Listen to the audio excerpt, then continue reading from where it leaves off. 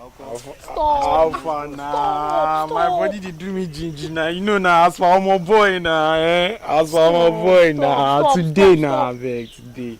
This will be fine again now, beg. Okay, no problem. I'll follow you. Shall do Miss Muscle. Let's go to my house.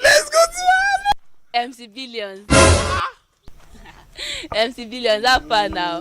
Joking reason. Sorry, Joking reason. You ring nǹkan tó ń lọ nle ni. Sorry, now Why you dey always say you be my enemy ni? I get one question where I want to ask. Ask, I dey hear. Oh, you get PVC? PVC, wetin they call like that? Permanent voters card. Permanent? No, I no get. Wetin they use am for? To vote now? No, I no get. Why? Because I never see the right manifesto. You know, say all these are leaders, they just dey lie for us all this while. So I never. Which kind of manifesto they look for? The manifesto why they look for now, like say one aspirant go come out like say, okay, in my government, corruption will be the order of the day.